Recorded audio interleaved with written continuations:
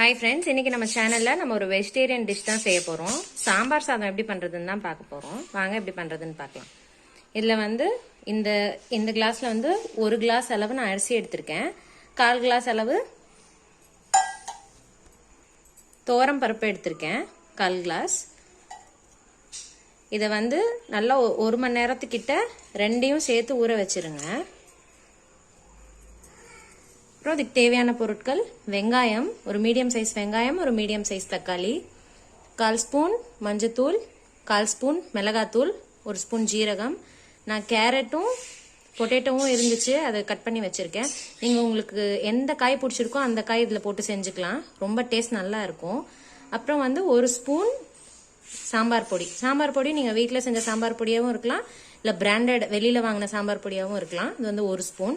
அப்புறம் தாளிக்கிறதுக்கு வந்து ஒரு சின்ன எலுமிச்சம்பழம் சைஸ் புளியை நான் ஊற வச்சிருக்கேன். அப்புறம் கடுகு, உளுத்தம் பருப்பு, கொஞ்சம் கருவேப்பிலை. தாளிக்கிறதுக்கு நீங்கள் எண்ணெயும் யூஸ் பண்ணிக்கலாம், இல்லை நெய்யும் யூஸ் பண்ணிக்கலாம். வாங்க எப்படி செய்யறதுன்னு பார்க்கலாம். இப்போ நான் உங்ககிட்ட காமிச்சேன் இல்லையா, அரிசியும் பருப்பும் அதை நல்லா கழுவி இந்த குக்கரில் ஆட் பண்ணிட்டேன். தண்ணி மெஷர்மெண்ட் எப்படின்னு சொல்லிடுறேன். நான் வந்து அளந்து போட மாட்டேன் தண்ணி.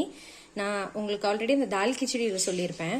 இந்த அரிசிக்கும் இந்த தண்ணிக்கும் உங்கள் ஃபிங்கர் வச்சிங்க அப்படின்னா இந்த லைன் இருக்கு இல்லையா, இந்த லைனுக்கு கொஞ்சம் கீழே இருந்ததுன்னா உங்களுக்கு அந்த கொலக்கொலப்பு தன்மை வந்துடும்.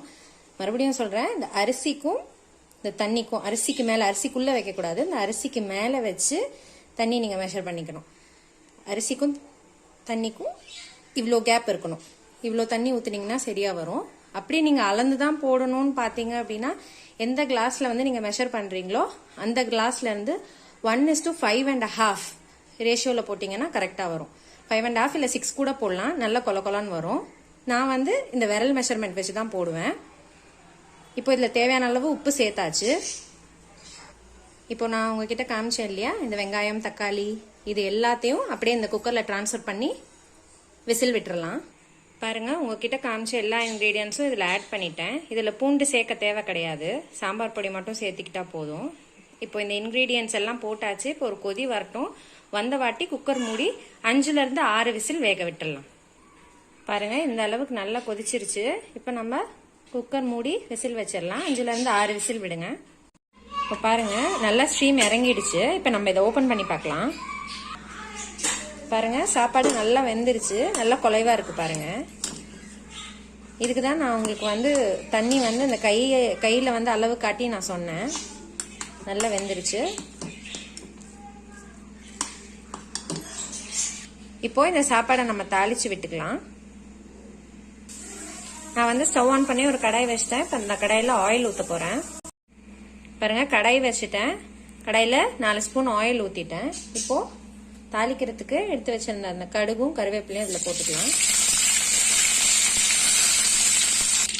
கடுகு நல்லா பொரிஞ்சிருச்சு. இப்போ நான் ஊற வச்சிருந்தேன் இல்லையா புளி கரைசல், அதையும்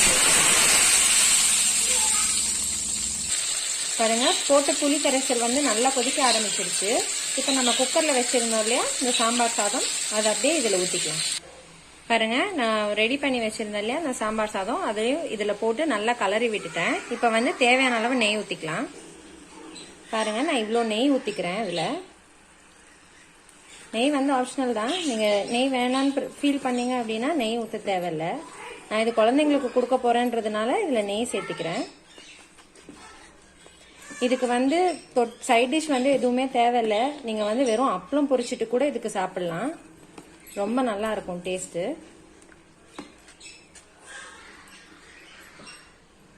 அவ்வளவுதான், சாம்பார் சாதம் வீட்லயே ரெடி ஆயிடுச்சு. பாருங்க, இந்த கொலக்கொலப்பு இருக்கிறதுக்காக தான் நான் வந்து உங்களுக்கு தண்ணி அந்த மெஷர்மெண்ட் சொன்னேன். இப்போ ஸ்டவ் ஆஃப் பண்ணிடலாம். பாருங்க, டேஸ்டியான சாம்பார் சாதம் ரெடி ஆயிடுச்சு. இந்த டிஷ்ஷை கண்டிப்பா நீங்களும் உங்க வீட்டில் ட்ரை பண்ணி பாருங்க. ரொம்ப டேஸ்டா இருக்கும். குழந்தைங்களுக்கு கொடுக்கும்போது இதில் அடிஷ்னலாக நெய் ஊற்றி கொடுங்க, ரொம்பவே நல்லா இருக்கும். இந்த டிஷ் உங்களுக்கு பிடிச்சிருந்ததுன்னா எங்கள் சேனலுக்கு லைக் பண்ணுங்க, ஷேர் பண்ணுங்க, கமெண்ட் பண்ணுங்க, மறக்காம சப்ஸ்கிரைப் பண்ணுங்க. இது நான் எப்பயுமே சொல்றது தான். ப்ளீஸ் எங்களுக்கு சப்ஸ்கிரைப் பண்ணுங்க. தேங்க்ஸ் ஃபார் வாட்சிங்.